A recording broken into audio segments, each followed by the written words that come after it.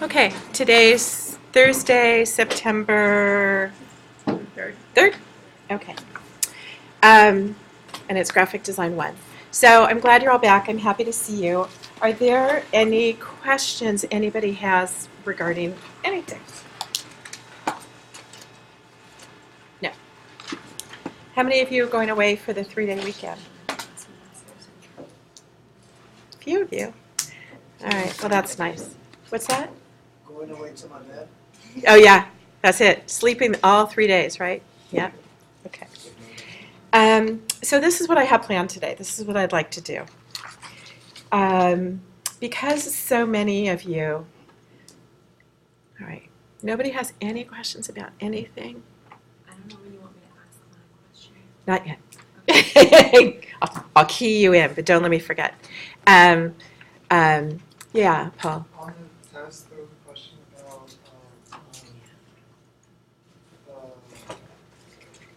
there's one of the word questions. There's something that to do with. Wasn't the jolt thinking? No, you got like the why should professionals practice ethically? Yeah. Or something. Yeah. I was looking in the book. I wanted to I guess the correct answer to that. Oh. You weren't here the first day of class or second day of class? Not the second day of class. I was here for the first day of class. Were you here the second? Yeah, I crashed. Okay. I think. All right. So you think he can't remember the days. I can't remember days either. Okay. So you know what? It's a really good question. I appreciate you asking it. So Paul's question, for those of you if you didn't hear it, was, let's talk about the ethics of being a graphic designer. Right? That was the question basically. Why do you need to be an ethical graphic designer? Yeah. I think it was a fill in the blank question. Yeah. It was. Okay. I think it was. I'm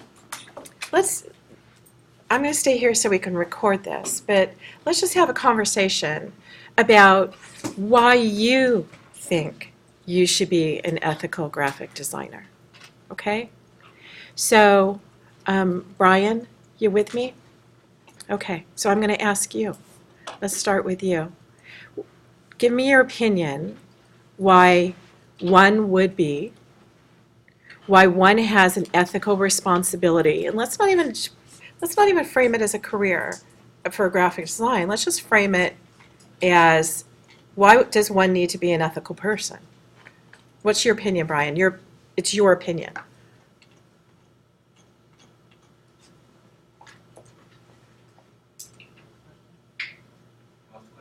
The question is, talk to me about being an ethical person in the world. Have you given it any thought before? No. Okay, that's okay. And you know what? I understand. I'm not sure when we start to think about these things. I don't know. Has anybody given it any thought?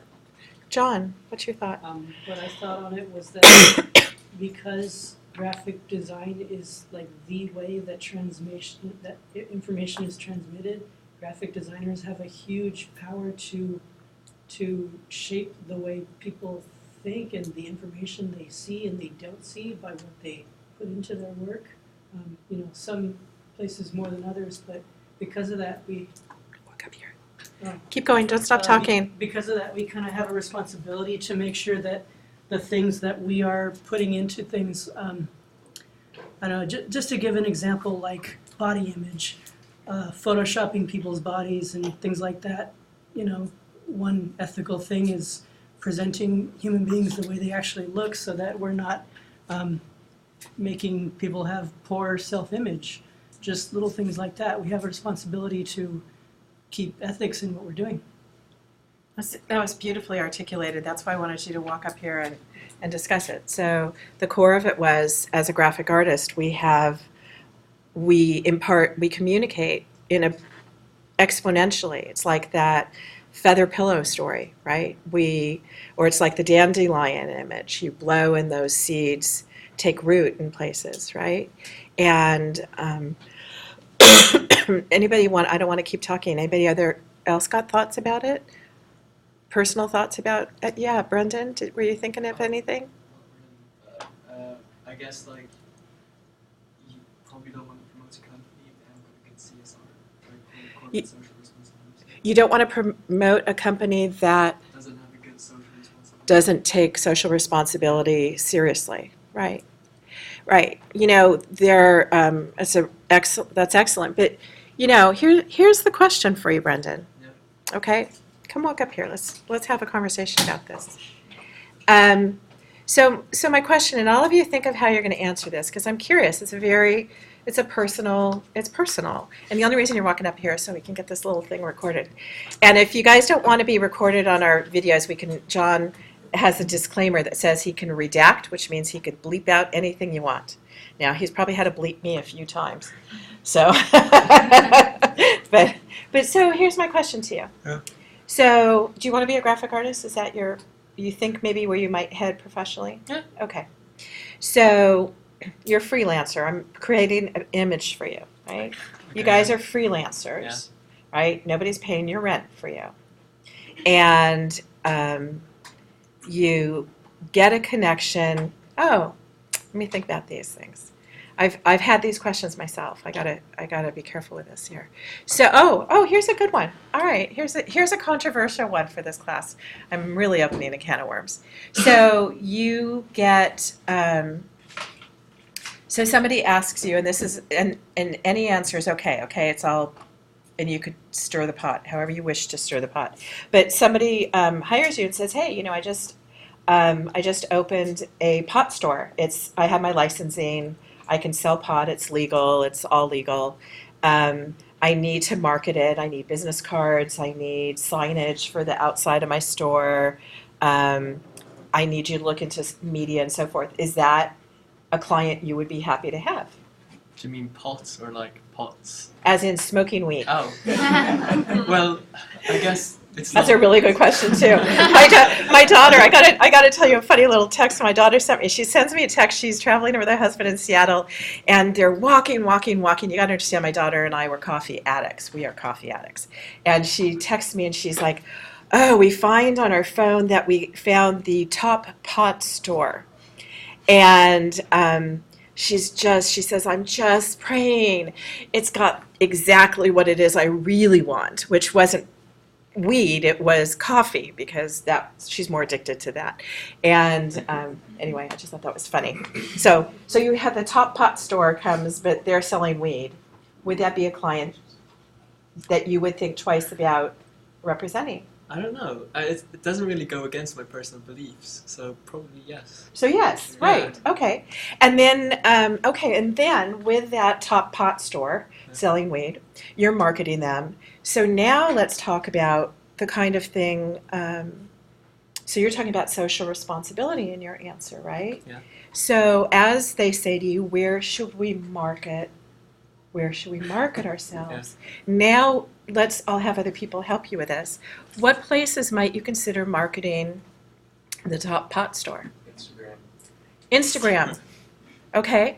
Because they're young, hip people is what you're saying. Hashtag top pot store. Hashtag hot top hot. Yeah, Jeff. What if you're a Kentucky court clerk and you don't believe in gay marriage?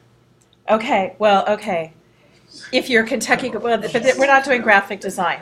We're not. Well, but it's the same thing. Well, everything's the same thing. We'll get to marriage later. How's that? Okay. Okay. We'll have to market a justice of the peace, right? Actually, these are things in the news. Actually, I'll get you off the hook. You can sit down. Actually, so in the news, there was a caterer who booked a wedding, but then refused to do the wedding because it was for same-sex couples. Have you guys read that in the news? Okay, same thing. So here you are, maybe, perhaps doing marketing for this caterer. There's a grocery store in the town I live in Ventura, called Lassen's. Anybody heard of Lassen's? You guys know, because you guys know Ventura. So Lassen's is like, it's organic, it's holistic, it's healthy foods, it's local, it's family owned, it's not a chain. And what's the proposition against gay marriage? against same-sex marriage, the number, I don't know the number. Was it but 87? I don't, yeah, 87. Prop 87 came on the ballot, and they Lassen's put a boatload of money behind no on Prop 87, which means no to same-sex marriage. Also the inventor of JavaScript. And head of. Oh, put money towards it, right, okay. And so here's a question. So half the town boycotted Lassen's because they were angry that this local grocery store family was a proponent of beliefs that they didn't agree with. So to get to your ethical question, Paul, there's no simple answer. There's no simple answer. The ethics of, it's your personal ethics that you have to decide what they are. You have to decide who you want to be in the world.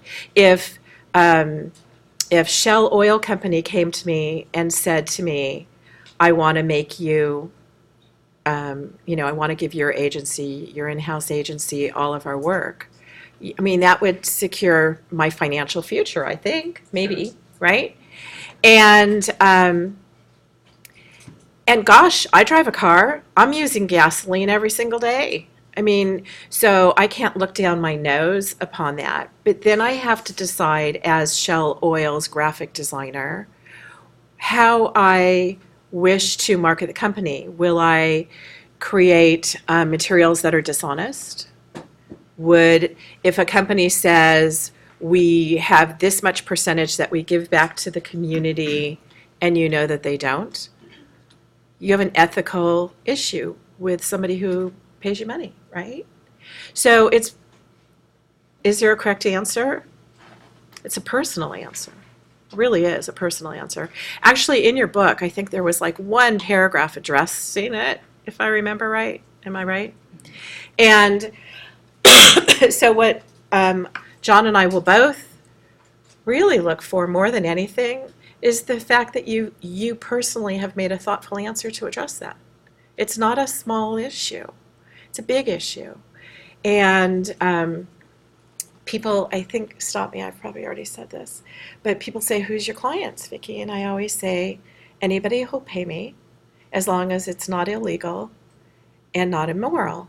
Now, what's immoral? Is immoral if some guy who had a pot business that wasn't legal, that wasn't licensed, that had a business that was off the grid, but wanted to market in some underground way, would that be okay with me compared to a marijuana store that's licensed, there where people come in with their script, right, and buy pot? What sits right? What's the difference? If one's an off-the-grid store and one is an off-the-grid seller and one's a legal seller, what's your moral dilemma with that issue, right? It's personal.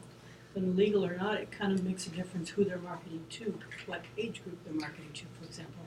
Well, thank you, John. That's kind of where I was headed. Like, so what publications are you going to do? Jackson came up with Instagram, okay? But, are you going to put a billboard in front of the elementary school that says, go to Top Pot today?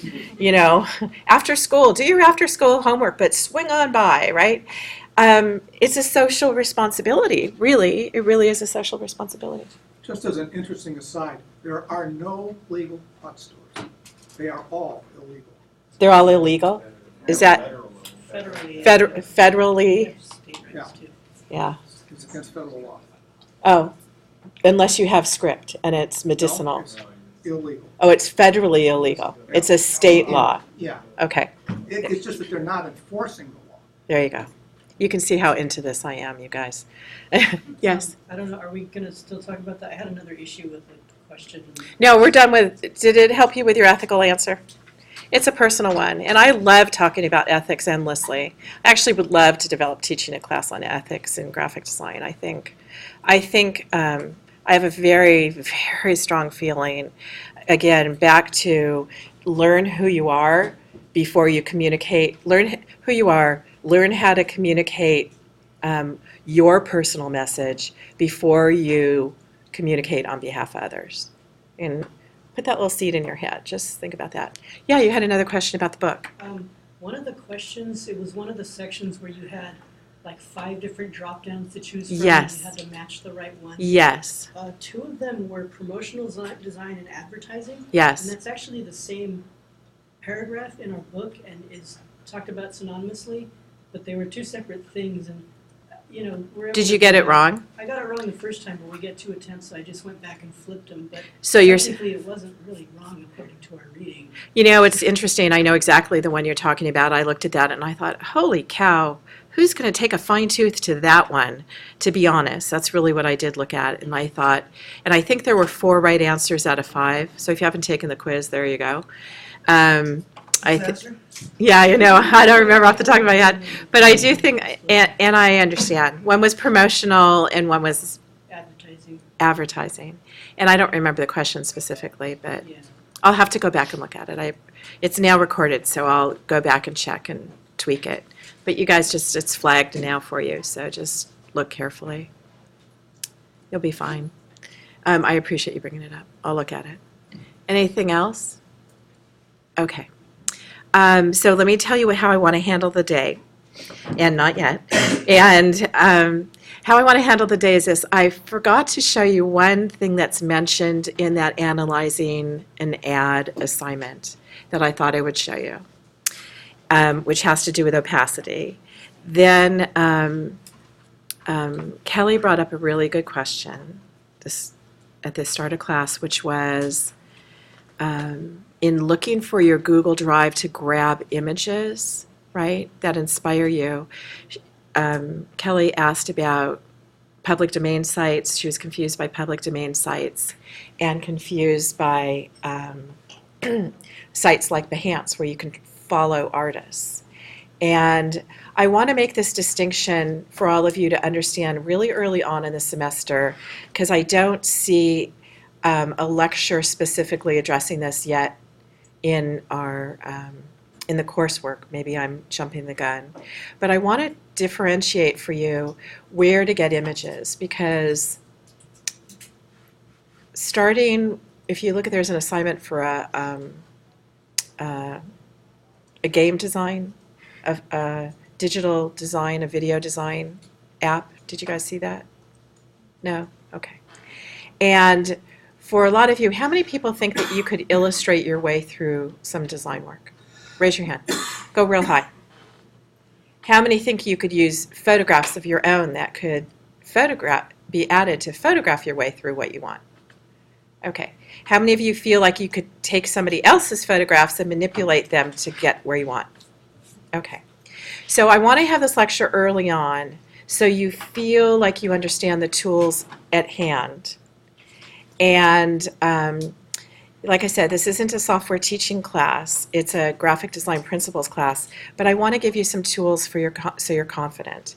So let me talk to you a bit about images, and then I'll quickly show you the opacity, about the analyzing the ad, and then the rest of the class you'll have lab time to get a jump start on anything. So if you need help with InDesign or the workflow of analyzing the ad, because InDesign's new to you, hopefully you can kind of get some support from John and I during class time so you feel more comfortable. I don't want to leave you this weekend struggling, okay? So let me talk to you about ads I design. And let me pull up a website here where I'm trying to think of where we can see materials. Okay, let me see if this shows up. I think I have to log in to this website, and it's not going to get us where we need to go.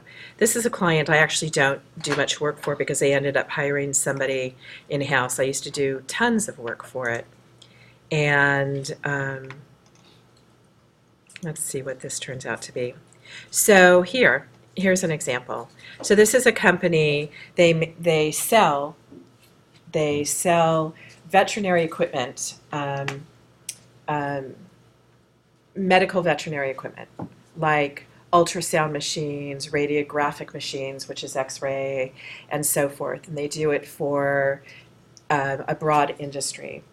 And they're a national, international company.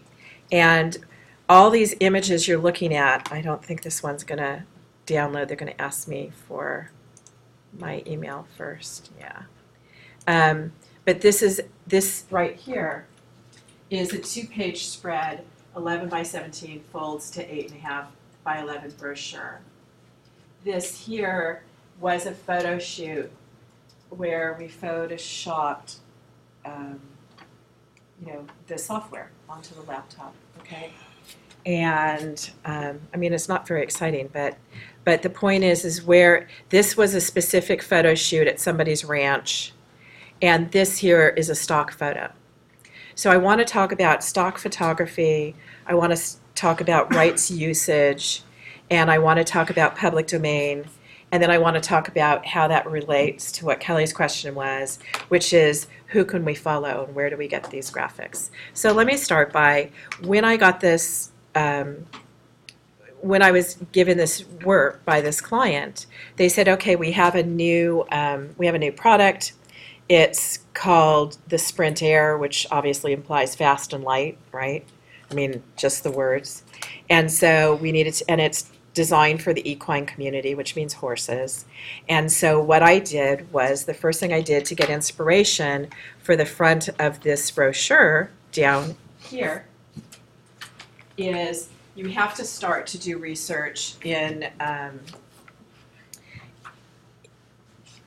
you do research in the area to understand the product, and you do research in the area to know what images might be appropriate. So there's many stock websites. One, for example, might be Shutterstock, and you pay for images. You get images that you can pay for. They are royalty free, and they are copyrighted, but once you've paid for them, you can use them as much as you want. Okay, so let me give you an example. So I would have looked at a horse jumping, and Spell question. oh, thank you. There you go. There you go. I would have looked up horse jumping, and I would have found all these different images. Actually, this one here is one that I bought. Now, when you buy the images, you buy them based on their size. So, for example, this would be a pixel resolution, which would be about so big on a digital screen and would print about the size of a postage stamp. Okay? This one here, 15 inches by 11 inches at 300 dots per inch or pixels per inch means it would print at that size, because 300 pixels per inch is high resolution. And if I'm talking about stuff you're not familiar with, because I'm really introducing a lot right now, feel free to interrupt and ask, okay? So when I download this, I would purchase always, because when you, all right, let me back up a little. When I'm at this website, shutterstock.com, I can't steal the image because it has a watermark on it, right? So it prevents it from being used until you buy it. I buy credits for this website, like 225 credits for $250. And every time, every time I download an image, I lose one of my credits. You got that? All right, so what is that? $10 an image? Is that what that turns out to be? Ish. And so when I download, it doesn't matter whether I download the teeny one or I download the big one, I'm still using only one credit on this website, so I always download the biggest, because I always want to start with as much resolution as I can. I can always edit my image down to use smaller ones. Yeah, Jackson? What is to keep you from reselling the image that you just got? Nothing. Ethics. Yeah, thank you. Ethics. I mean, nothing. It's a $10 image. In theory, when you buy these, they know who has purchased them. They will track you. in theory, if there was a web crawler and they found this image being used all over the place, I assume they could hunt it down and question it or something like that. You know, I have, there's a guy at the gym that I work out at, and he kept shooting great shots of his dog. And I did tons of veterinary work, like tons. I can't remember which one of the images is. I don't want to swim around and bore you looking for it. But it was a really cute image. It was his dog running. He was grabbing a big fluorescent orange tennis ball, and the dog's ears were flopping way high in the sky. It's a super cute image. And I said, oh, I'm going to buy that from you. And I said, I want to have full rights to use it. But you can resell it all over the place, because I didn't pay him a bunch of money. I paid him $100. And that's not a bunch of money. And so he can resell it and reuse it. The photographer right here who took this image owns the copyright right there.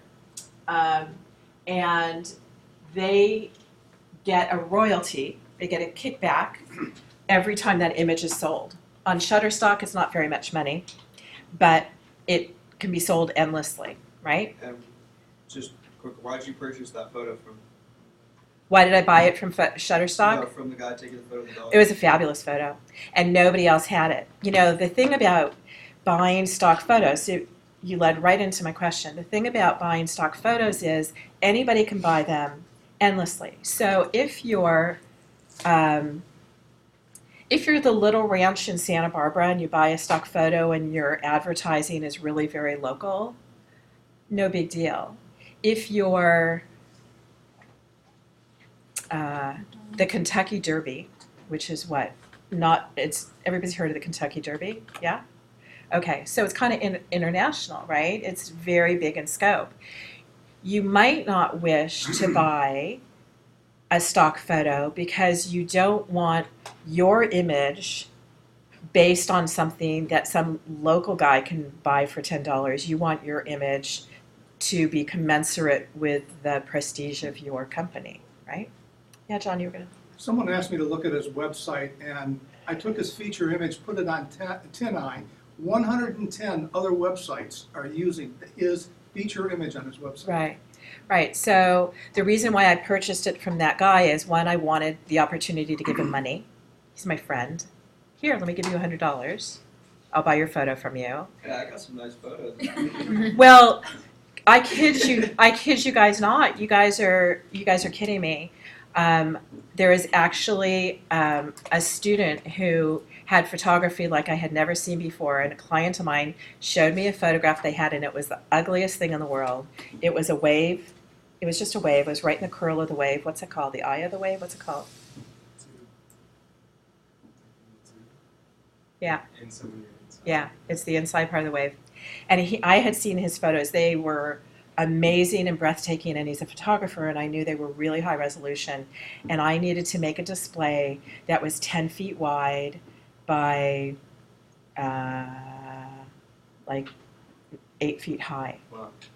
And I knew that the image that my client had used before they had met me was not adequate nor attractive.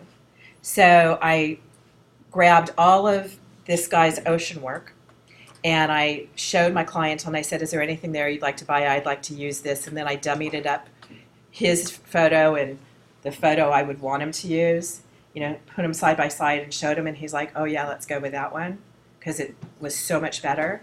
And I was really happy to pay somebody for their work. Again, he owns the copyright, he can resell it endlessly, but it's nice for me to find images that don't pop up 100 times. Yeah. So, okay. So when you download an image from a stock site, you now understand it could show up anywhere. But there's other stock sites like this, and I'm not sure that these would necessarily be very inspiring for you. A lot of these, because Kelly, what kind of stuff inspires you? You brought up the question. So what kind of stuff like makes you happy? What do you love to do? Anything outside or active. Okay, what's of your the favorite? ocean. What's your favorite sport? Do you paddle? Yeah. Paddleboard? Surfing, stand-up paddling, yeah. It's stand-up paddling, right? Is that what Yeah. it's called? Yep. Is it? Stand up. I do it right? Paddling. It's very hard to sit here and type in front of you guys, by the way. I just want you to know. But there you go. So here's photographic images of stand-up paddling. Now, I can change the images from photos to vector files, which generally means it's going to be only illustration work.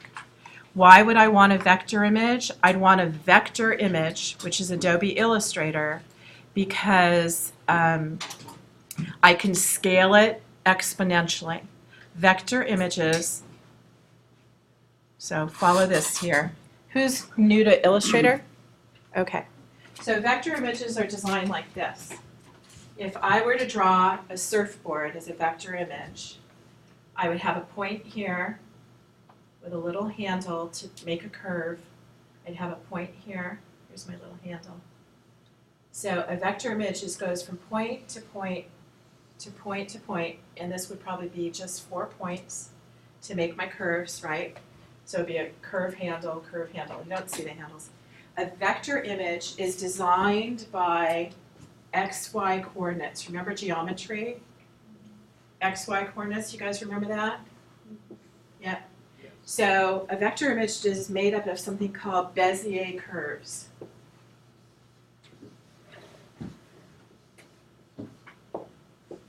And Bezier curves say you're at this XY coordinate, and from that curve to that curve, it's a mathematical equation. You don't have to write it, you don't have to do anything. It's just when you create a vector file, that's what happens.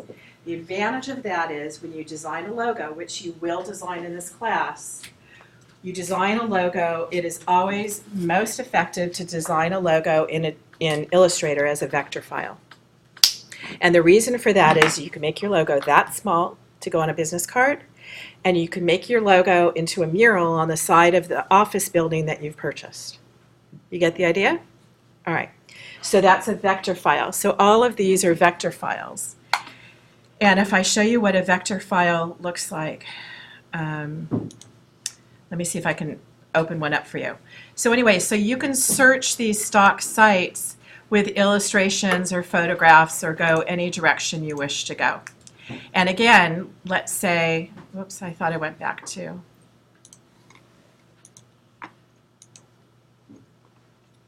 Is this interesting to you guys? Yeah, okay. I forgot which one is it, vector graphics, are they resolution independent? Oh my God, you're my star student. Dependent? Independent.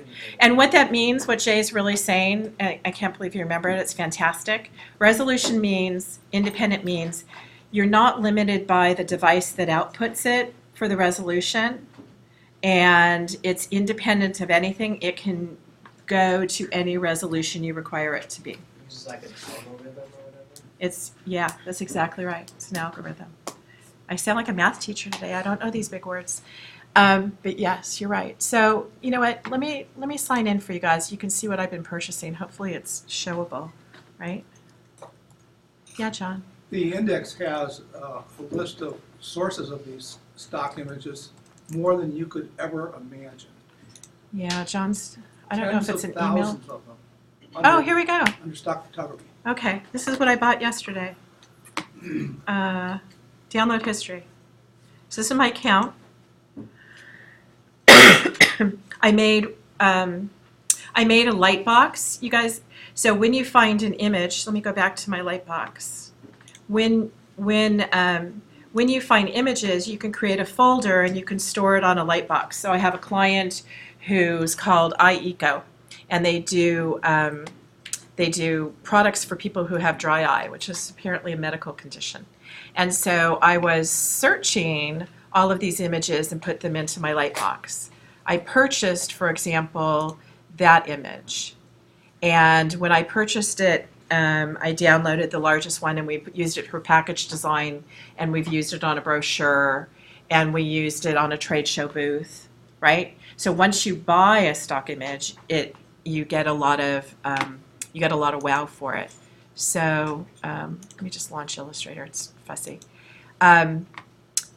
So this is what it looks like. Let me go back so you could get a sense of images I bought. Yesterday I had somebody wanted an ad where they wanted curtains to open up and they wanted their ad on the stage. So I bought this image and I darkened the background and then cropped it really tight because I don't like the wood of the stage. But see what I mean? The advantage is you don't have to use the whole image. The other advantage of buying vector artwork, there's, let me get out of this one now. There's a free website called Vecteezy. Vecteezy.com I really like, actually. And you can download free vector art. And you don't really need an account, but you can, let's try stand up paddling. I don't know if they will have something that specific. Here we go. So they don't. It says no results were found on Vecteezy, but it's going to send me to a place to buy stuff. So they make money by selling me ads. So if I say surfing, let's see, I bet Vecteezy has some because that's more common. So they're still trying to sell me stuff up here. You see all my ads? But let's say I go to this one. Here's my free download, Simple Surf Vector. I gotta wait 2 minutes. It's gonna download. Okay. And now it's in my downloads folder. Open folder.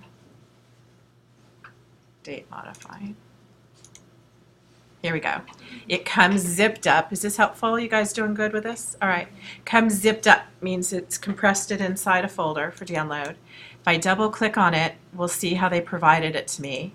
And they gave me two formats. One is a JPEG, which is not a vector format. A JPEG, oops, I didn't mean to do that. A JPEG right here. If I open it up in Photoshop, we'll be able to see how big it is. I'm opening it up in Photoshop. And the other is I'm going to open up my Illustrator file by dragging it to the Illustrator icon and open up my vector file. They're still not that big. I mean, Now, well, let's look at this. You know, what Lori said is they're not that big. She's looking here at the Illustrator file, which says it's 1 megabyte.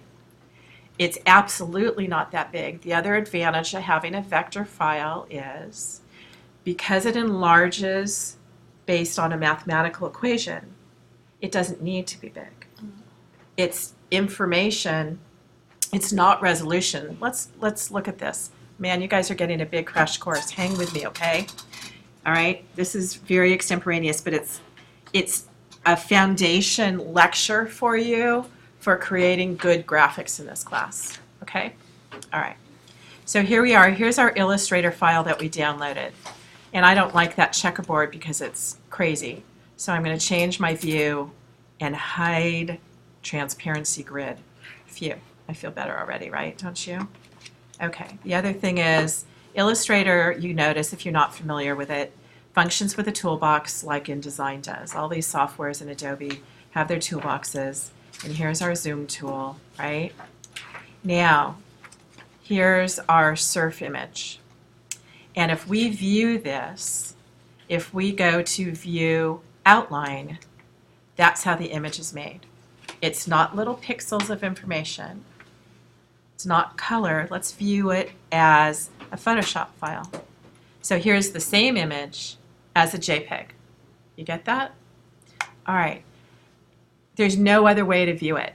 If I enlarge this in Photoshop, you'll notice that this image is made up of little square pixels, pixel by pixel. And that means that when I get this image, I hit Command 0 to go to actual size, or fit in screen, I don't remember which. If I go to my image size to look at the resolution in Photoshop, you'll notice it's in a 10-inch image by 10 inches at resolution of 72 pixels per inch. That means 72 of those little squares that way and 72 of those little squares that way in an inch. You get that? That's for a website quality. That's for digital display. That's for your, and don't complicate it. And that's for your, I'm stopping you, I'm preempting you.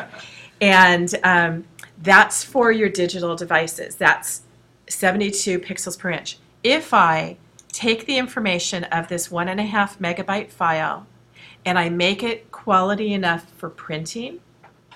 Okay. I have a 1.5 megabyte file. So my favorite conversation is, how many people know what Silly Putty is? I don't have my keys. Who knows what Silly Putty is? Usually it's not an international thing. Silly Putty is this little thing that comes in an egg that we played with as kids that looks like chewing gum. Fair enough? Looks like chewing gum. Comes in a little Easter egg looking thing. You open it up. I don't know why we love it, but we do when we're kids. And we pull it out, and it's the color of putty, so it's the color of the pinboard. And you play with it. You do this with it, like stretching taffy.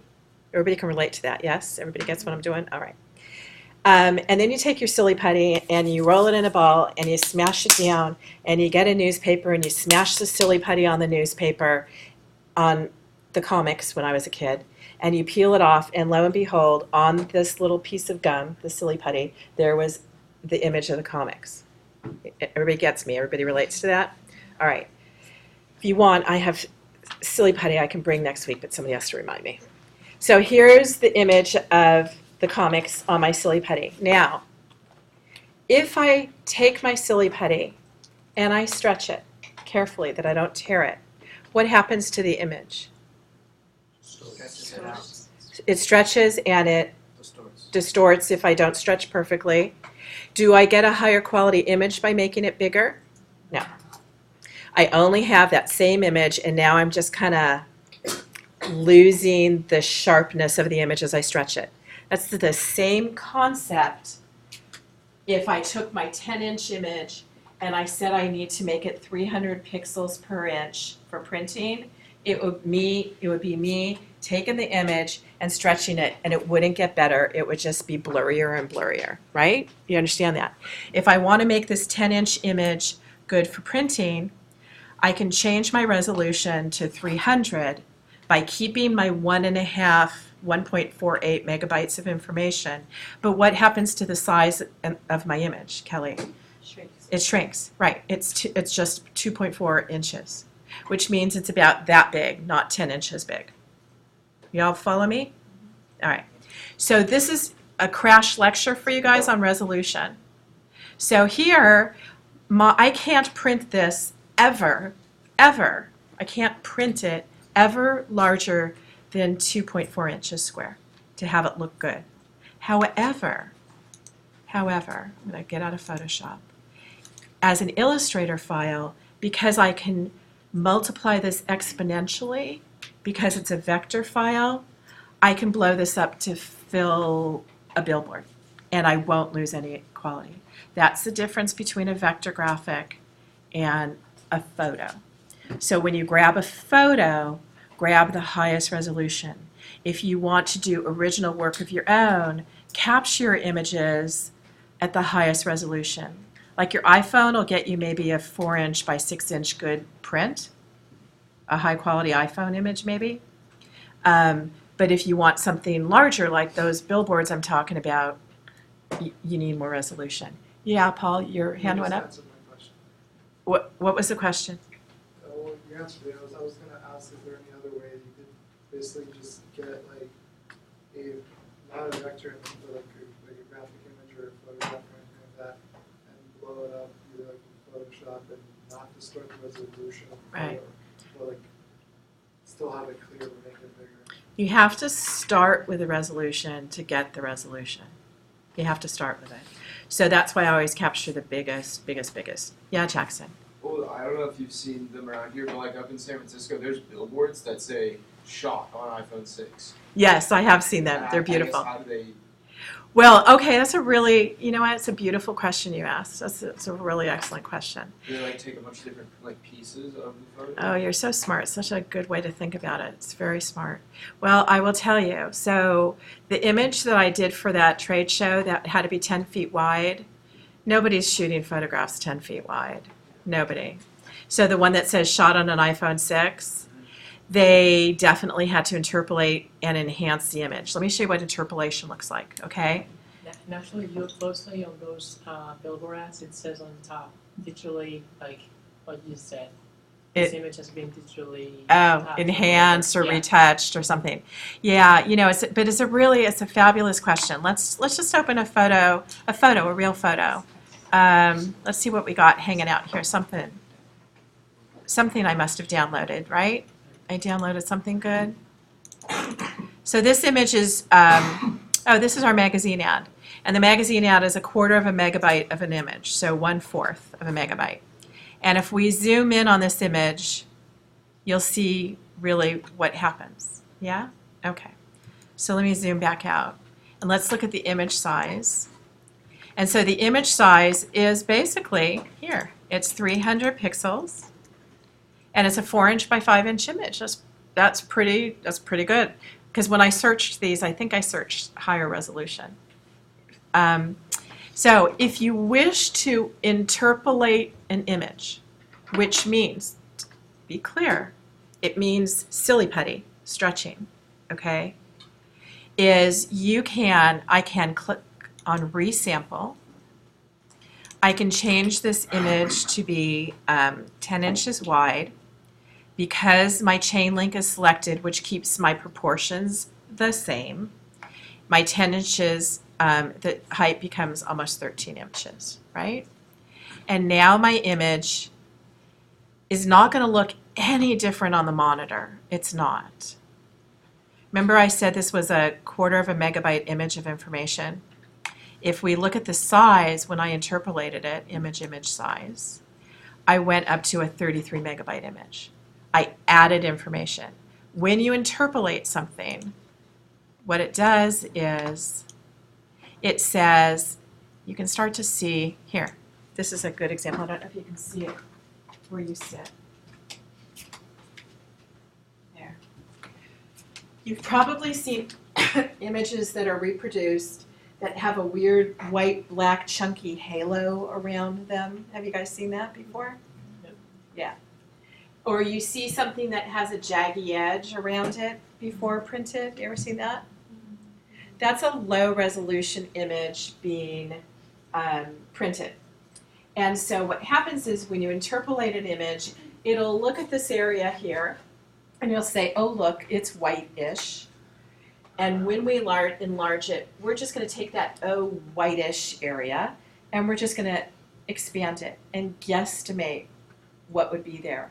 In other words, if it was something very, very sharp and crisp, like let's say it was somebody's face and you're looking for eyelashes or something like that. Here's our grader I drew the other day.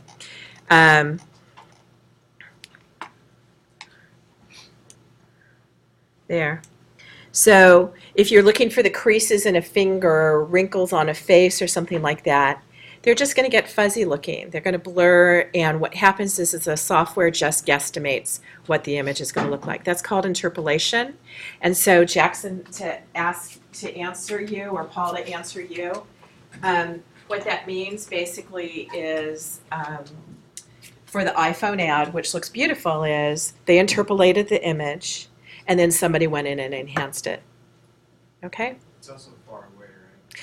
Plus, it's a billboard. Half of the advantage of my display, you're absolutely right, Chris, half of the advantage of my display, of that 10-foot display of that beautiful wave image, is 1, I interpolated it. 2, it's a wave, so it's watery to start with. It's not an eyelash.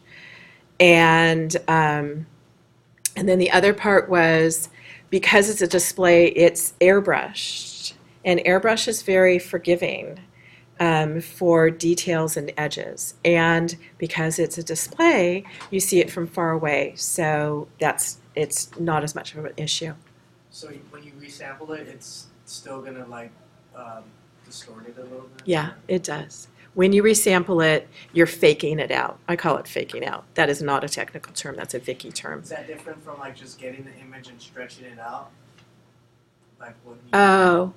You're in Photoshop. You just transform it and tug on it. Is that what you're saying? I think you could do that in design if you stretched it out. Does that have the same end result as what you did right now? That's a really good technical question. So what Jay just said to me is this. Here, let me just show you. So right now, I interpolated the image. I can resave it, and I will resave it with a name that tells me I interpolated it, okay? Meaning I stretched it out, right? I added resolution to it. Okay. If I'm in InDesign, what you're really asking me is, I'm in InDesign, everybody, I'm going to the direct selection tool, the white arrow, I'm clicking on the graphic and you'll see a brown border show up. You'll notice that I made that image 200%, right? See that? So if I use this and I go back to 100%, that's the quality of image that prints well at 100% size. And what you asked me is, you said, if you just stretch it, am I interpolating it? Yeah? That's what you said. So there it is, bigger. And the answer to you is no, you're not interpolating it, you're just stretching it. Because you're not doing anything to the original file. So it's going to be fuzzy and blurry and chunky edges and not good. So you want to go back to the Photoshop file and interpolate it there. It's still not ideal, it's still fuzzy and blurry and not perfect, but you need to go to the Photoshop file. I encourage all of you, whenever possible, never to interpolate something. Hang on one sec. If I have an image that is too small, like this, and I want to make it be the size of a billboard, and the only time I would use an image that's too small is if I can't find any other solution. And then I might consider things in Photoshop, which if you guys don't know Photoshop, is super fun. I might go to Photoshop Filter Gallery, and I might apply a plastic wrap filter. Oh, that's probably how they did that condom ad. What do you think? The plastic wrap filter, right? Or the palette knife, or the film grain, or the colored pencil effect. I might find a way to do something artistic, the watercolor, do something artistic with my work instead, right? And see if there's a different way to approach the image. All right, so we totally digress, but we have talked about resolution in Photoshop versus Illustrator. Illustrator is scalable. Photoshop really is not. You have to start with a high resolution image. We'll revisit this again. The intention of this lecture was where do you get images? There are tons of free websites. If you want free vector images that you don't pay for, Go to the index. okay, I'll get them there. You can try all these different websites for free vector images, right? You got to navigate all the funky advertising. If you want, here's Kelly's question before, if you want images that are large resolution, that are photographs, I showed you my collection of them, you can go to public domain images. Public domain, high resolution,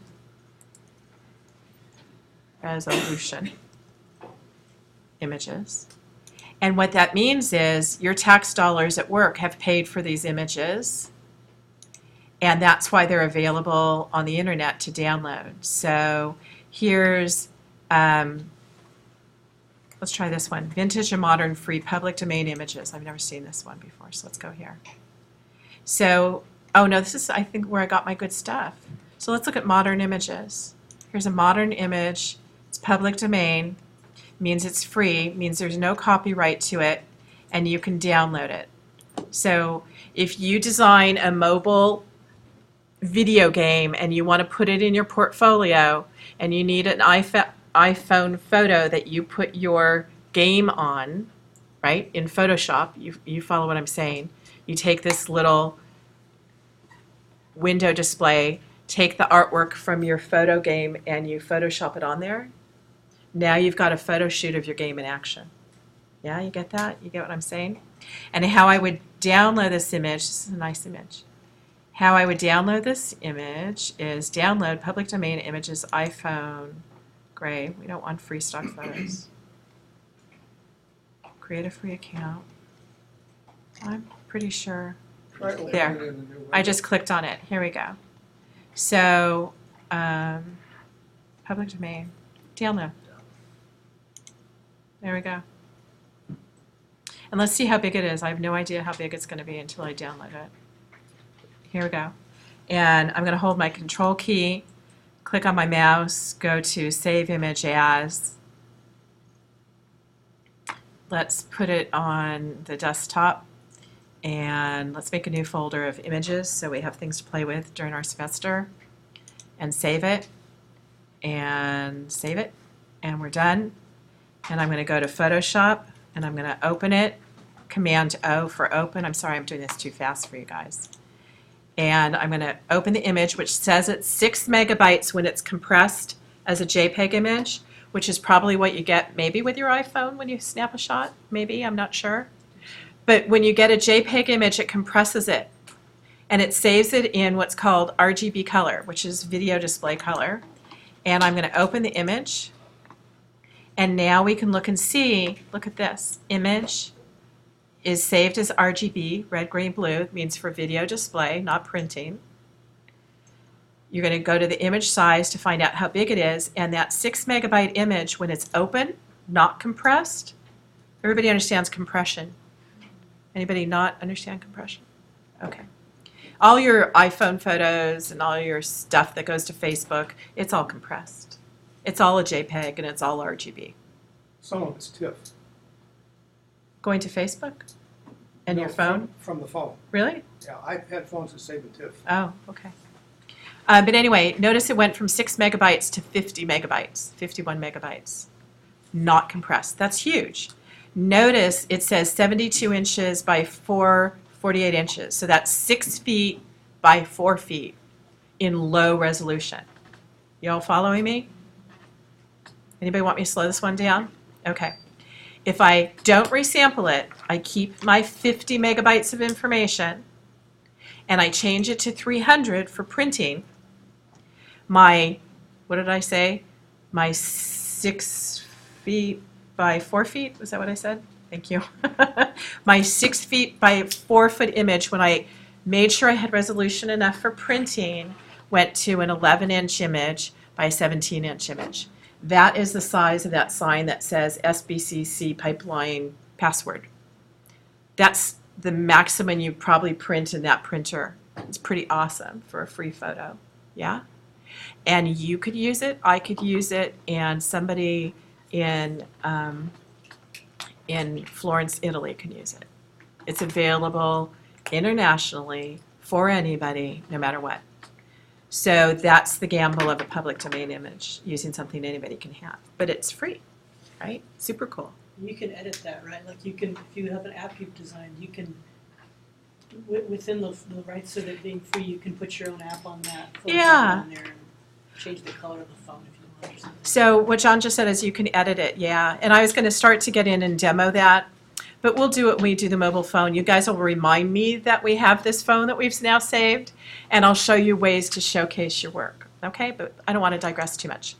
So we're going to save it. There we go. And the only other thing I want to show you regarding stock sites is there's a site called Corbis, yeah, which I think might be owned by Getty Images now. I'm not sure. But Corbis is different. Corbis, for example, I haven't logged in. I don't even know if I remember my password, but I don't think it'll show us cost yet. Let me see if I can find it.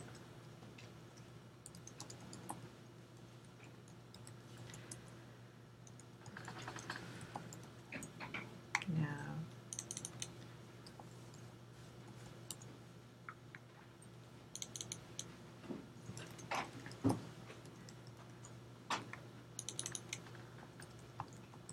One more try. No, it's okay. So let's go to paddleboarding here. Paddling. We'll just go to paddling. Oh no, we got lost. Stand up paddling. Search. Okay, this is what I do want to show all of you. So here's stand up paddling searching. And I'm going to click on this one. I'm going to click on it so you can see it better. Come on, there we go. Okay, so here's a stand-up paddling photo. But this stand-up paddling photo has RM next to it, which means rights managed. See that up here? Rights managed.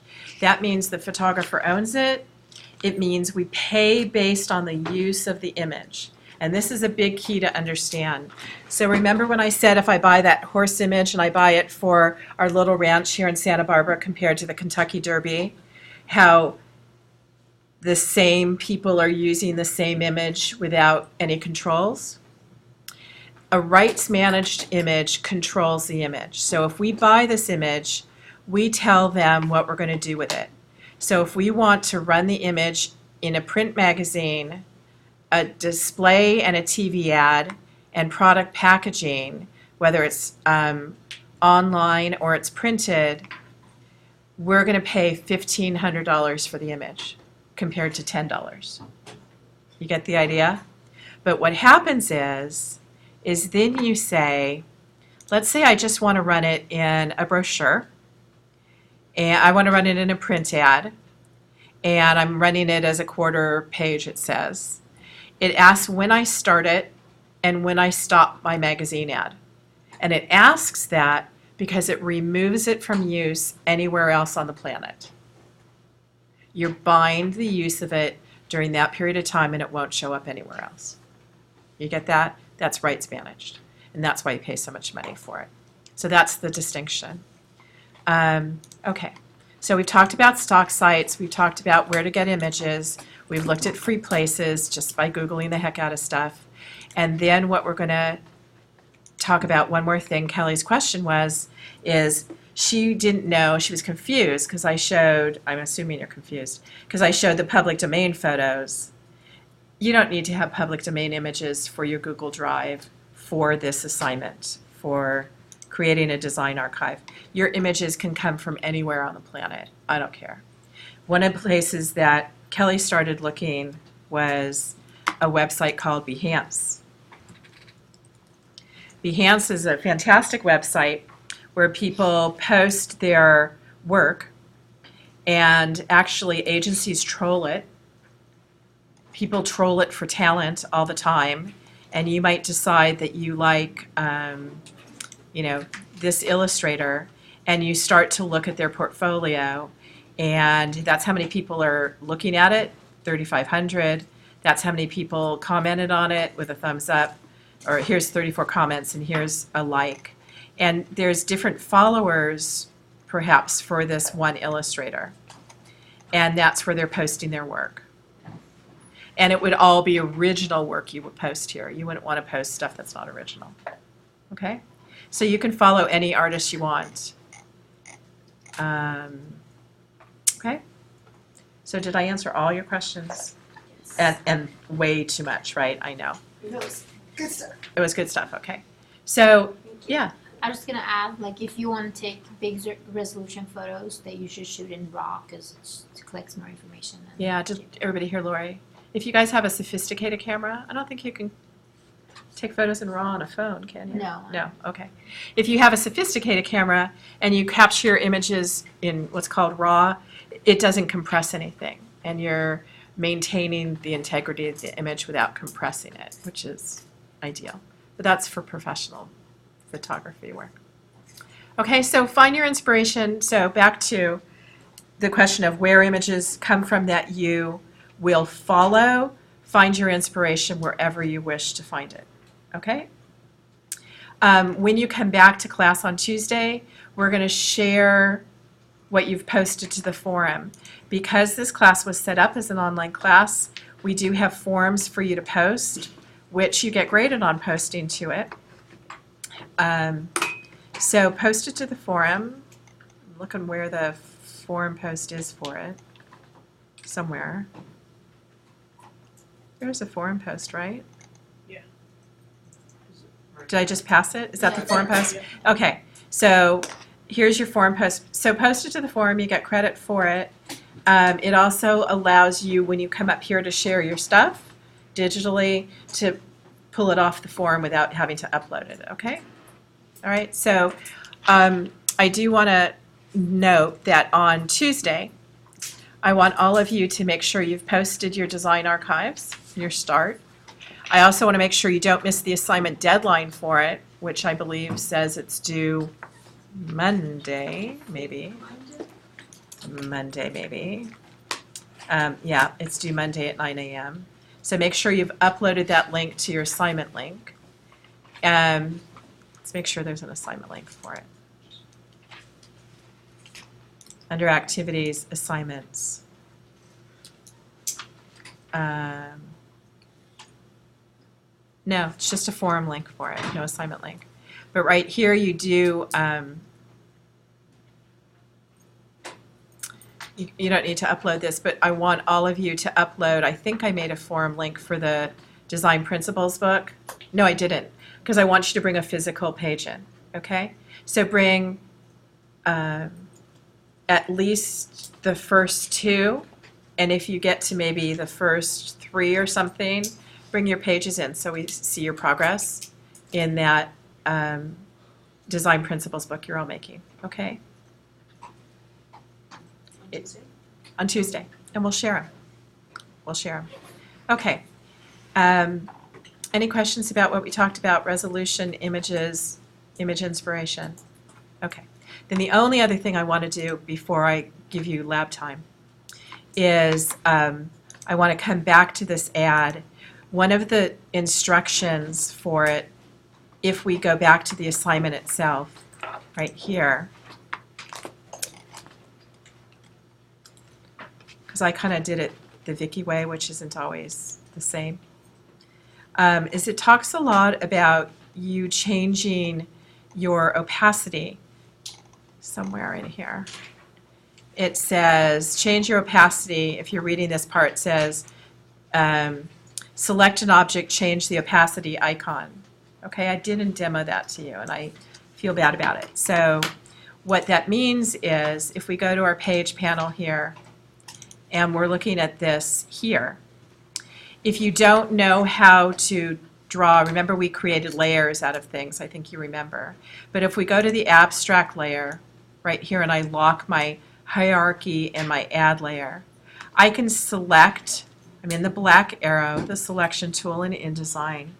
I can select this item, hold my shift key, they're called objects, select that one, hold my shift key, select that one, and I can go to what's called the effects panel.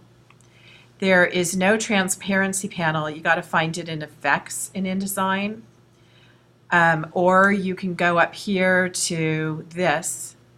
See, I put my cursor over it and it tells you what it is. That's opacity, and I can change the opacity of these objects. So if I want to add more detail, like I want to go in and add the cheese now, I can see it. Everybody get that, right? All right. So I just want to introduce that so you knew that you were able to change your visibility. You will probably go back here to replace it, but for example, if I took my pen tool, actually if I just took a rectangle tool and I drew a rectangle about the size of the cheese, and I drop the color. I don't know if it's going to pick up the color of the cheese, but I used my eyedrop tool in the toolbox and eyedrop the cheese color. Yeah, it didn't do it. It picked up the gray. It picked up the gray of the grater that we can't see. But let's say I Maybe one take. of the goldfish. Oh, let me try that. If I pick up a goldfish, let's see. There, thank you. You said that, Jay? Thank you. Okay, so if I take that, and then I go, now these little triangles in the toolbox means there's more tools for us to work with. If I go to the scale tool and I click down on the little triangle, I can go to the rotation tool right here, and I just drew a rectangle, and I can click and now rotate with my mouse right here, and I can move this block of cheese right there and tug on a corner and make it a little bit smaller because I'm seeing, right? And I can also go to Object, Arrange, Send to Back, so it goes behind the arms. Oh, I don't want it to go behind the grater.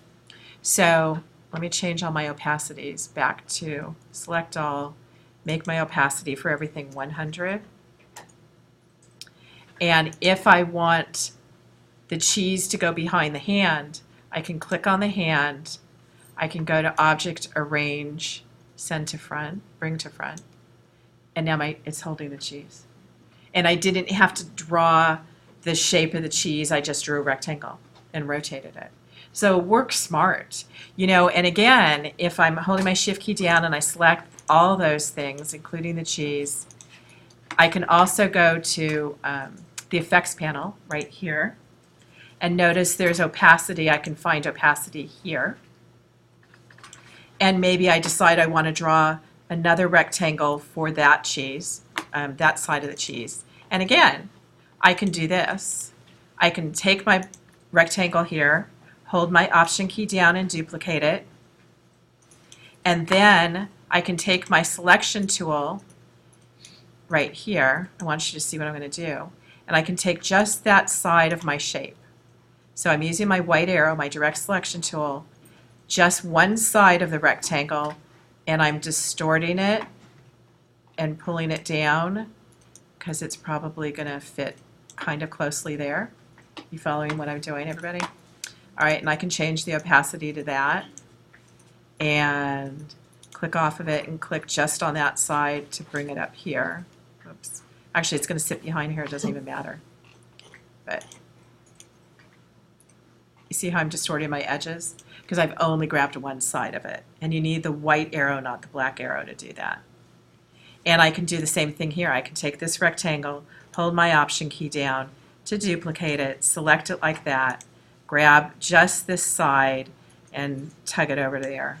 And now I've got my little brick of cheese, and I can change its colors. So let's just play with the colors. So let's select everything. Let's make the opacity on everything 100%. Let's look at it and say, okay, that side's going to get darker.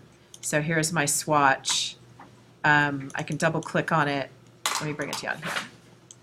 And I added it to my swatch panel. I can double click on it and I can change the color of it. I always tend to work in CMYK. You can work in whatever you want. CMYK is process color. Do you see it? No. That's so weird. Oh, it's my documents in RGB color. I'll leave it for the moment. I don't want you to worry about this stuff. And I can change my color however I want. And now that cheese is a different color. And I can take that one and make it darker if I want, right? You all get the idea. Okay. And then again, if I take my layers and I turn off the add from behind, you can see how we're starting to get something pretty cool looking, right? All right. Any questions? No, I was just gonna say that that's what I use a lot is in my layers. Like I'll use opacity when I'm like fine tuning the shape of something, like tracing the shape of something like that. But then when I've got it where I want it and I'm constantly flipping back and forth, I'll just make sure that everything I want to turn on and off is on its own layer, and just in the layers panel hit that little icon, turn it off, Yeah. so I can see what I'm doing. The layers panel can get hard. If everybody heard John, it's a really good suggestion. When you turn on and off layers in InDesign, it impacts every page.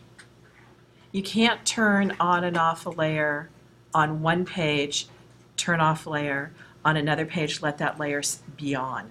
That's my only frustration with InDesign, is it's not page specific for the layers. It's the entire document, and that can be frustrating. If it's one more control they probably should have. But anyway, I wanted just to show you opacity so it would be easier for you to draw. So I'm going to save this. Does everybody remember about packaging? You'll all go back to the video to remember. You don't need me to demo it again, right?